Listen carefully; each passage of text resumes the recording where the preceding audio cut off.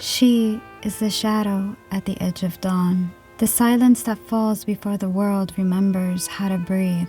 While others burn with fire or shimmer with water, she is the stillness of endings, the quiet hand that closes one chapter so another may begin. They whisper her name with fear, and yet it is not fear of her. It is fear of the truth she carries, that every beginning must one day meet its end. She is Sailor Saturn, guardian of silence, endings, and the bearer of rebirth.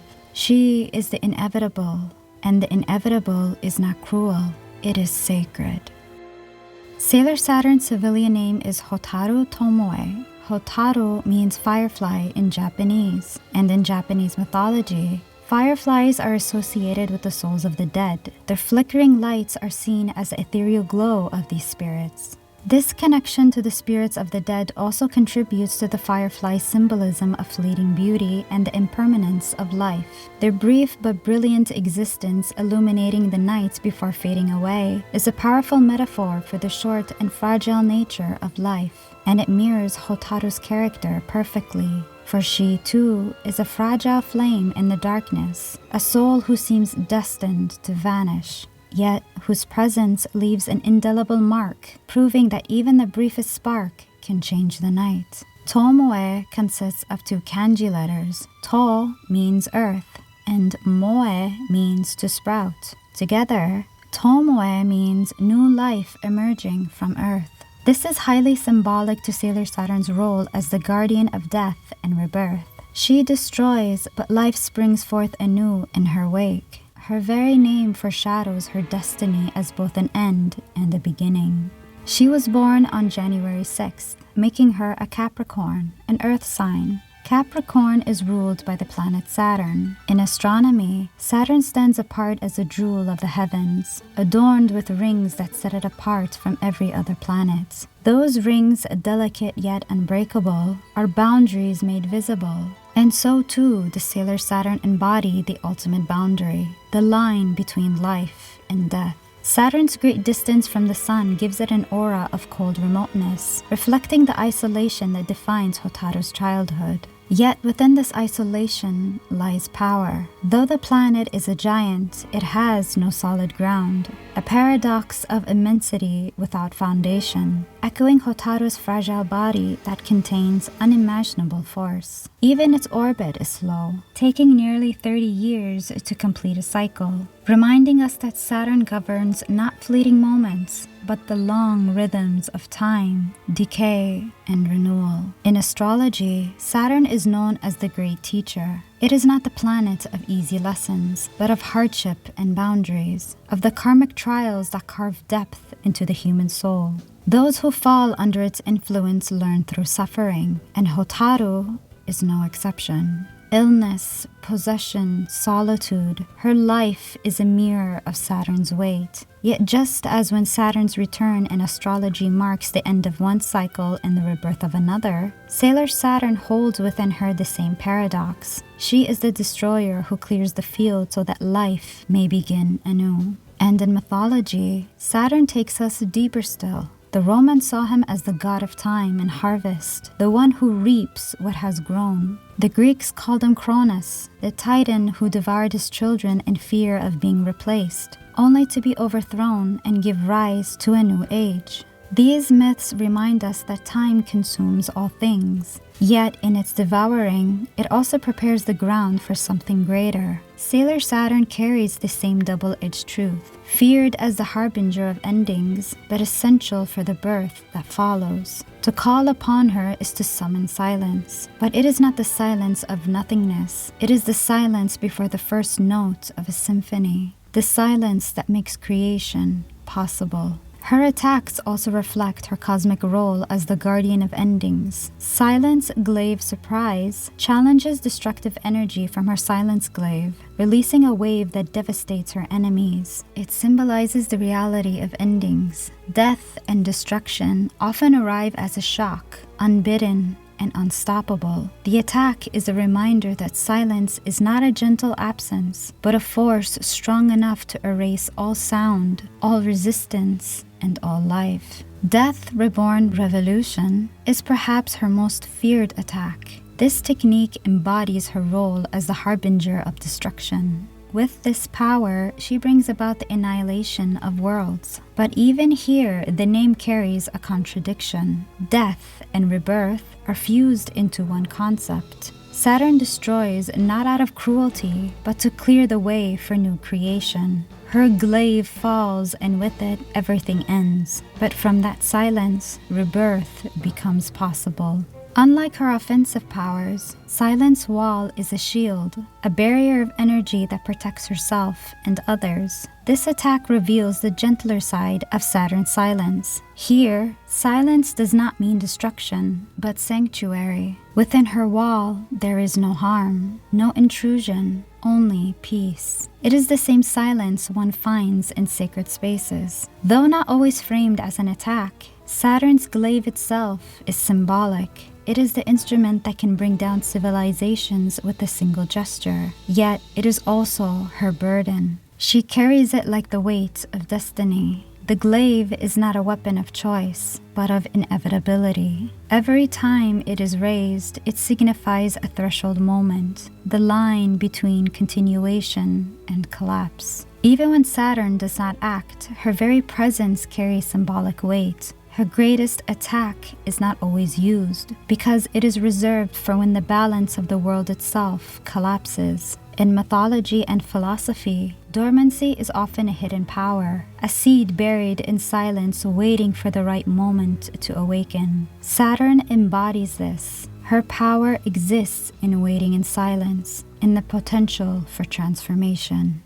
Behind the eyes of the soldier of silence and destruction lies Hotaru Tomoe, a quiet and mysterious young girl who was only 12 years old when she was first introduced in the story. She is the daughter of Professor Soichi Tomoe, a brilliant but troubled scientist, and her mother, Keiko Tomoe, who tragically died when Hotaru was only 8 years old. She lives in the Tomoe household, a large, somewhat eerie mansion on the outskirts of Tokyo, where much of her lonely and fragile life unfolds. Hotaru's past is a story of alienation. Her frailty made her different from other children, her seizures and strange powers setting her apart. She was mocked, avoided, treated as though she were cursed. The classroom and playground laughter that should have been hers was replaced by whispers and stares. For many, childhood is a time of freedom and belonging, but for Hotaru, it was a crucible moment of isolation. It shaped her into someone deeply introspective and quiet, yet capable of profound empathy. Those who know suffering often become the gentlest souls, and Hotaru is no exception. Hotaru Tomoe's existence is marked by a paradox, a fragile body weighed down by an immense destructive power. She suffers from illness, her body weakened as though it were never meant to endure the weight of this world. Yet within her lies a force so great that when it stirs, it lashes out in violence, hurting others, shattering objects, destroying life itself. What makes this tragedy heavier is that she does not even remember these moments of destruction. For Hotaru, life becomes a walking dream of guilt and fear, a question of whether she is even worthy of living. At the heart of her struggle is not the power she carries, but the loneliness it breeds. She just wants a friend. She just wants to be accepted for who she is. Fragile yet sincere, luminous yet burdened. But instead, she becomes a figure of fear, isolated in her home and in her heart. The whispers of others, the rejection of her peers, the silence of her own house, all these remind her of an unspoken truth she carries deep within. She believes she should not have been born. To live for Hotaru feels like an intrusion upon the world, and yet it is this very pain that makes her so profoundly human. Her fragility mirrors the human condition itself, to know suffering, to feel unworthy, and yet to long for connection. Her struggle is a question asked in silence. Can a life burdened by weakness and destruction still hold meaning? All of this begins to shatter when Chibiusa enters her life. Their encounter is pure destiny, a meeting that alters the course of Hotaru's life. In a world where she feels condemned to solitude, marked by fragility in the shadow of destruction, Chibiusa appears like a small light in the darkness, innocent, unafraid, and willing to reach out. Where others recoil, Chibiusa gives her a chance. She likes Hotaru, accepts her, and sees her not as a vessel of danger, but as a girl longing for warmth. This acceptance is the solace Hotaru's soul has yearned for. In Chibiusa's kindness, she finds proof that even she, broken and burdened, can be loved. At first, Hotaru is hesitant. She is afraid to make friends, fearing that her powers might once again hurt others she wishes to hold close. She apologizes constantly, weighed down by guilt she cannot shake. Yet Chibiusa eases those fears with gentle reassurance, reminding Hotaru that she is not a curse, but a person worthy of care. Their bond becomes a contradiction made whole.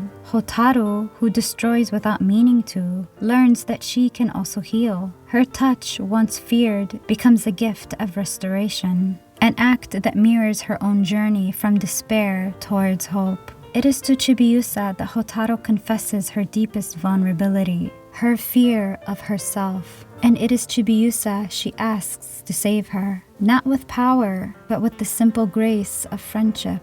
Their companionship becomes her sanctuary, a reminder that love is not earned through perfection, but given freely. Even in moments of levity, watching Usagi and Chibiusa bicker playfully, Hotaru glimpses the beauty of ordinary life, something she once thought she would never deserve.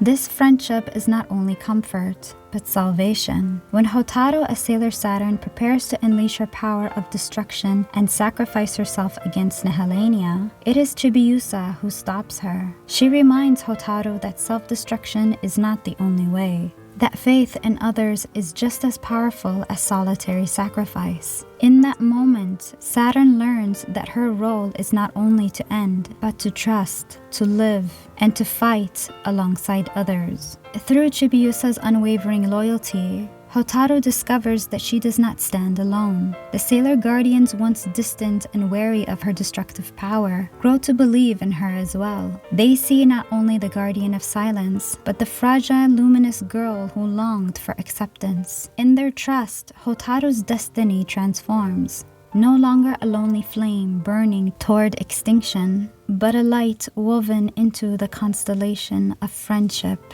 and hope.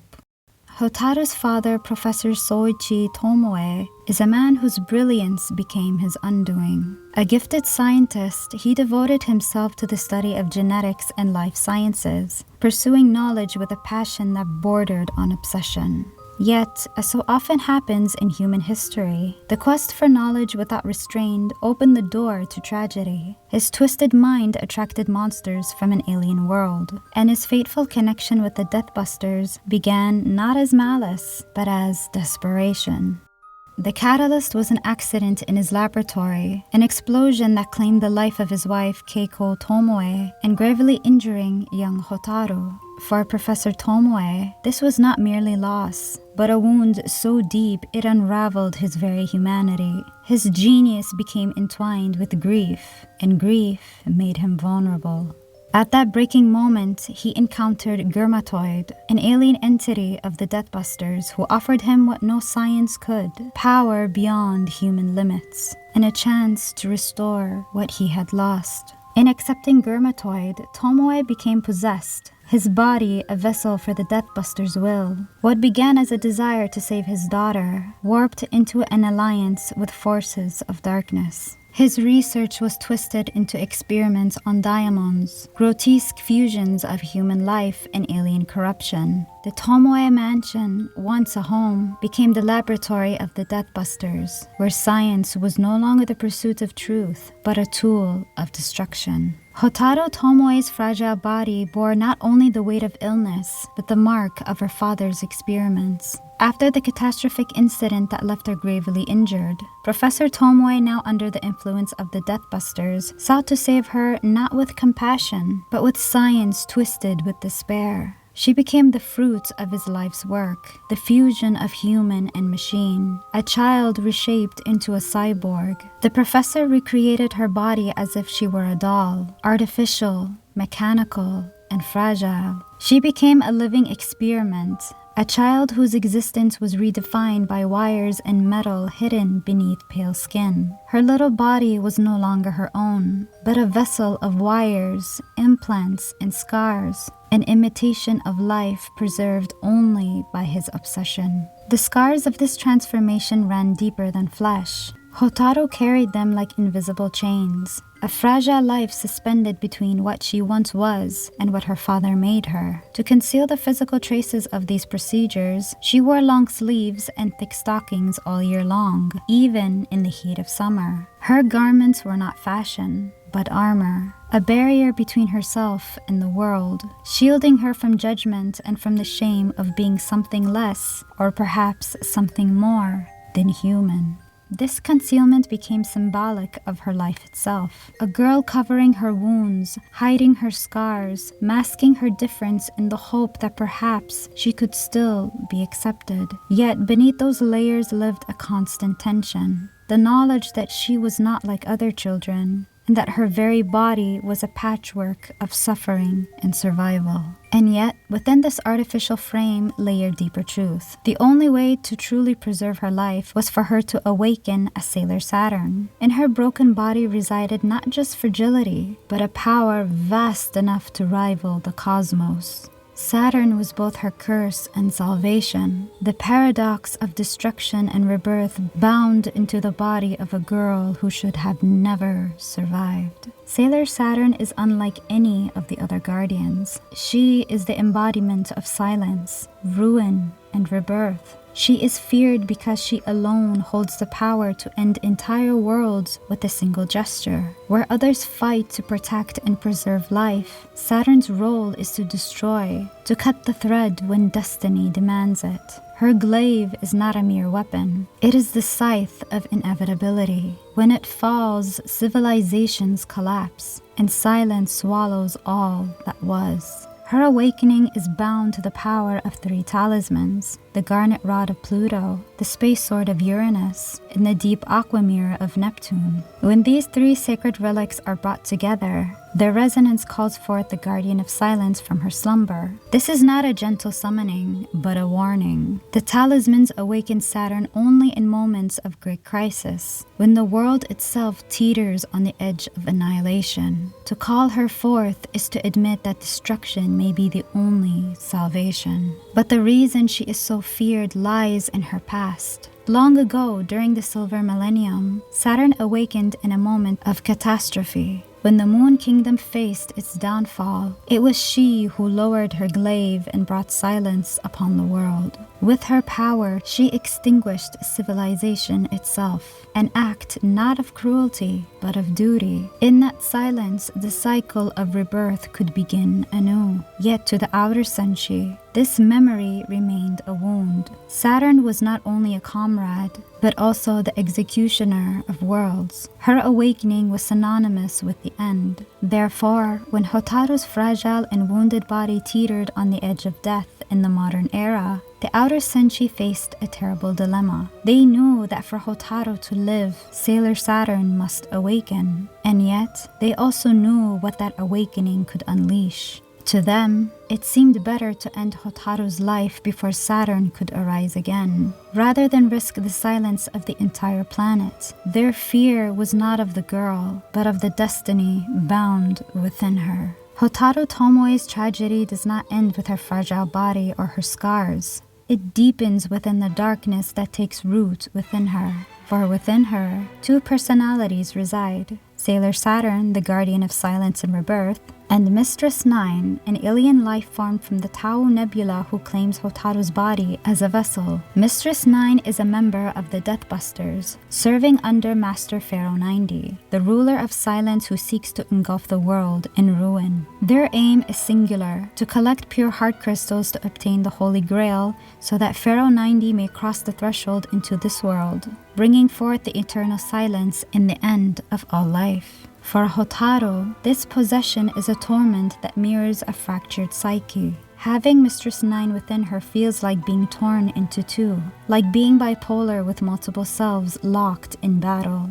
She is constantly fighting the darkness within, terrified that she may become what she is not. It is the agony of fighting one's inner devils, struggling against yourself, feeling as though another consciousness lives within your skin, whispering of destruction. Every moment is a war between the fragile girl who longs for acceptance and the alien force that calls for the end of humanity. This inner conflict reaches its height as Hotaru's body itself begins to reject Mistress 9. The vessel resists, refusing to be wholly consumed. Mistress 9 screams back at Hotaru, spitting venom into her mind, telling her that her life is useless and that she should simply disappear. It is the cruelest echo in Hotaru's own deepest fears, that she should never have been born, that she is unworthy of life. But in this moment of greatest darkness, Hotaru awakens a strength that is not physical, but spiritual. She remembers the people dear to her father, her comrades, and most of all, her friend Chibiusa. Mistress 9 may call her existence meaningless, but Hotaru clings to the bonds that give her life purpose. She answers the darkness with defiance, declaring that she will never destroy the beautiful soul of her friend. In that promise, she finds the courage to resist, to fight back against the parasite within her. This struggle is not merely a battle of good versus evil. It is the universal battle of the self against despair, of light against shadow within the same soul. Hotaru's resistance to Mistress 9 is a reminder that even when invaded by darkness, even when a voice inside us tells us to vanish, there remains within us the power to choose love, friendship, and meaning. In the end, Mistress 9 is not her, and she is not Mistress 9. Hotaru is Sailor Saturn, the guardian who can end worlds, but also the girl whose heart shines with compassion. Her association with the Deathbusters is part of her tragedy, but her resistance is her triumph.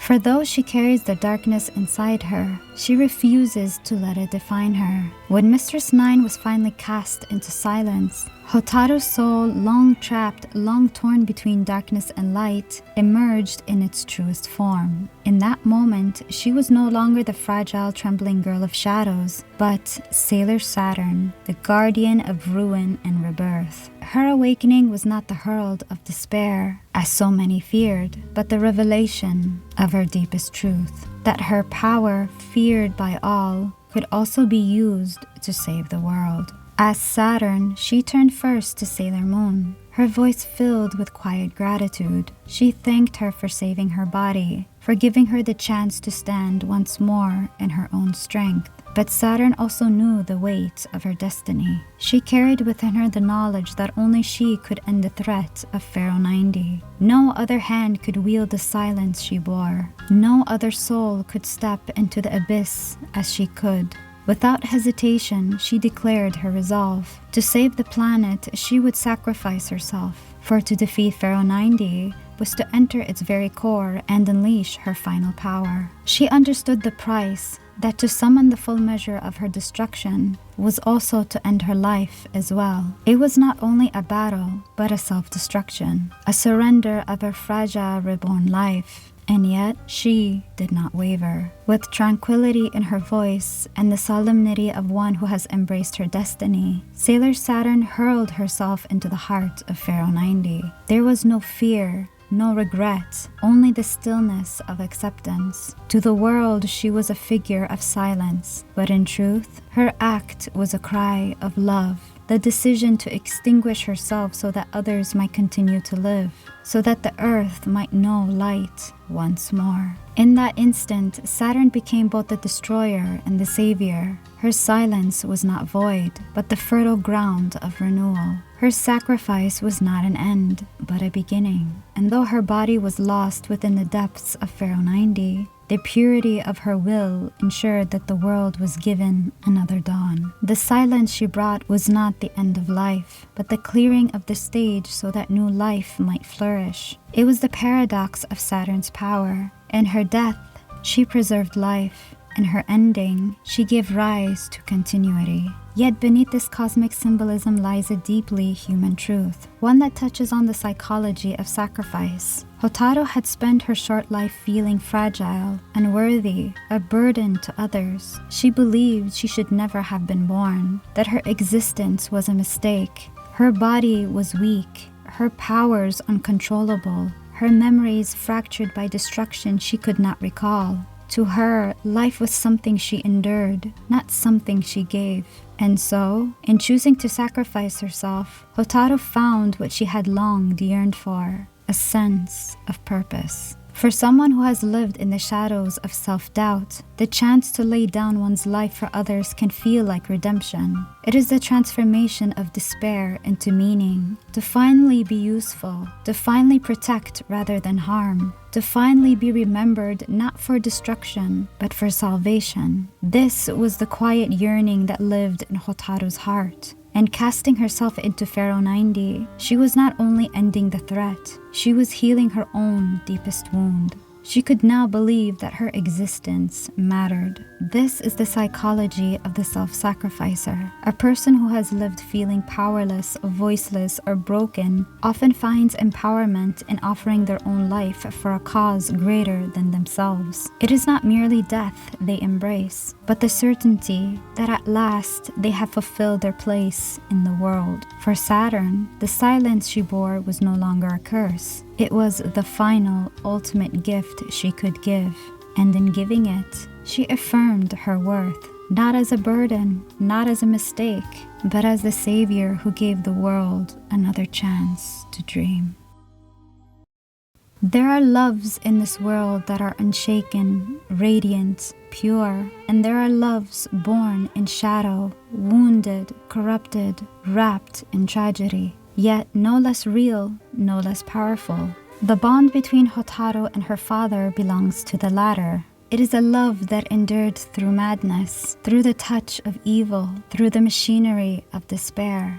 Though Professor Tomoe surrendered his soul to darkness, though his hands reshaped his daughter's body as though she were no more than a doll, one truth remained unaltered. She was his child, and he was her father. To the world, he became a madman and a villain. To Hotaru, he was always Papa. Despite the experiments he performed on her fragile body, despite his descent into shadow, she never abandoned this simple, tender word. She called out to him not as a monster, but as her father, the only parent she had left, the figure she still longed to protect and be protected by. This fragile string of devotion, stretched thin by tragedy, did not snap even in the face of corruption. In the climax of her struggles against Mistress 9, it is this bond that becomes a hidden strength.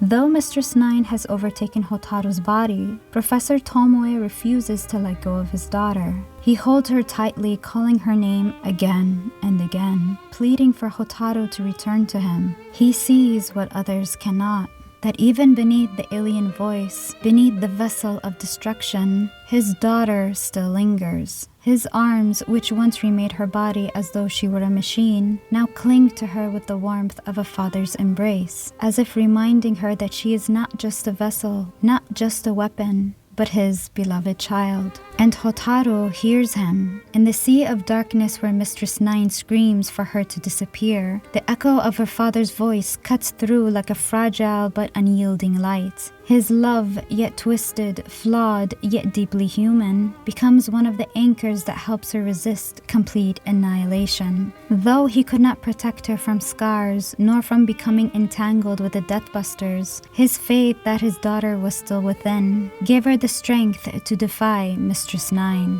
This is the irony of the relationship.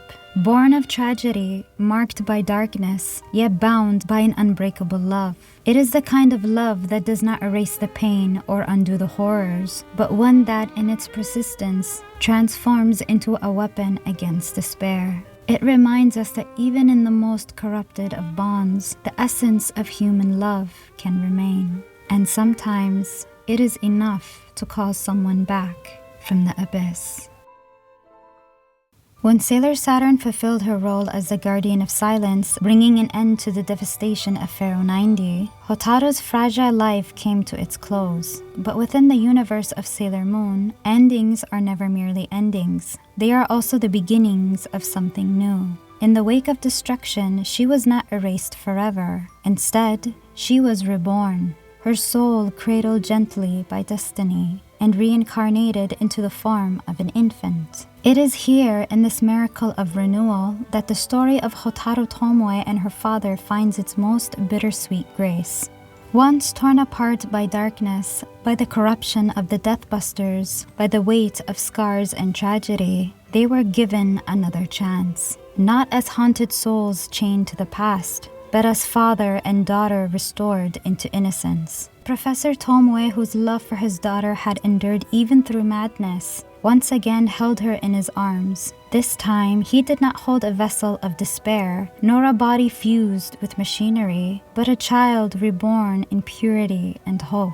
Their reunion is one of the most poignant acts of mercy within the Sailor Moon cosmos. It is as though the universe itself acknowledged the tragedy of their lives and sought to mend it, gifting them a second chance to know each other free from the shadows that once consumed them. Where there had been pain, there was now tenderness. Where there had been fear was now the quiet promise of peace. Hotaru's return to infancy symbolizes more than personal salvation. It reflects the eternal rhythm of death and rebirth that defines her role as Sailor Saturn. In her father's arms, the cycle of despair was broken, replaced instead with the simplest and purest expression of human love.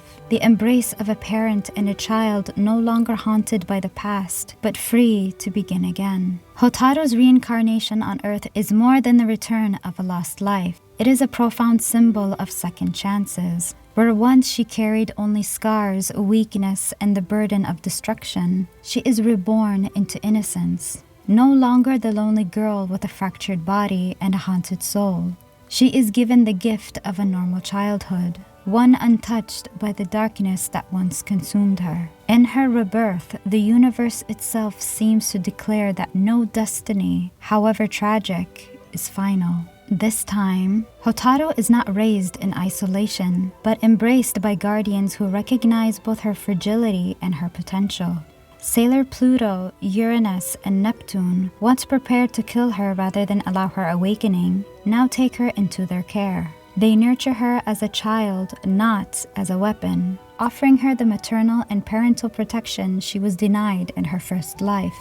It is one of the most striking reversals in Sailor Moon. The three outer senshi who once saw her only as a curse now choose to raise her with love, shaping her into a symbol of hope. In their care, she grows not as a vessel of silence, but as a child learning laughter, warmth, and belonging. By the time of the Sailor Stars arc, Hotaru has transformed. She is no longer the feared soldier who brings the end, but a protector who brings renewal and strength to others. Saturn awakens not to annihilate, but to empower. With her touch, she unlocks the true potential of the Sailor Senshi, awakening Uranus, Neptune, and Pluto to their strongest forms. She also has the rare ability to power up Sailor Moon herself, signaling her shift from isolation to integration, from burden to ally. The girl who once stood apart now becomes the one who strengthens the entire circle. Even more, Saturn's powers evolves beyond destruction. She gains the ability to foresee the future, sensing crises before they unfold. Her silence has become vision, her stillness transformed into clarity. This prophetic ability marks her as not only the guardian of endings, but also the sentinel of what lies ahead. In the chaos of the Sailor Stars arc, where threats from beyond the galaxy loom, Saturn stands as a guide, one who no longer embodies only despair, but also wisdom. Her journey reflects the deepest truth of human existence, that even the most tragic destinies can be rewritten, that even those marked by shadow can also be reborn into light. No longer feared as a curse, she embodies the possibility of transformation. In her second chance, Hotaru Tomoe proves that silence is not merely the end of sound, but the pause before a more radiant song begins. In the end, Sailor Saturn is not merely the soldier of silence, nor only the harbinger of destruction as so many feared her to be. She is the embodiment of life's most profound contradiction, that within every ending lies the seed of a new beginning, that even silence carries the promise of renewal. Her story is one of tragedy, yet also of rebirth, of loneliness, yet also love, of fragility, yet also of immense, unshakable strength. Hotaru Tomoe teaches us that even the most broken among us can find meaning. She reminds us that scars, whether on the body or the soul, do not erase our worth. She shows us the profound courage of choosing to live, even when voices, whether from within or without, insist that we should not exist. And she reveals to us that sacrifice, while born of pain, can also be the highest expression of love. Through her rebirth, we witness the mercy of second chances, the miracle that even those who have known only suffering can one day be cradled by light and belonging. Through her friendship with Chibiusa, we see the redemptive power of being accepted as we are. Through her bond with her father, we learn that even love wrapped in tragedy can remain unbreakable. And through her transformation into a protector, a seer, and a guide, we understand that our greatest fears about ourselves can be rewritten into sources of hope for others. Sailor Saturn is feared because she represents the inevitable, the silence at the end of all things. But in truth, she is also the promise that no end is final, that every silence is but a pause before another song begins. She is the stillness before dawn, the quiet moment when death gives way to life, the reminder that even the most fragile soul can carry within it the power to both end and begin the world anew. And perhaps that is why she moves us so deeply, because within her we see our own battles, our doubts, our fears, our longing for acceptance. And within her journey, we glimpse the possibility that even we too can be reborn into light.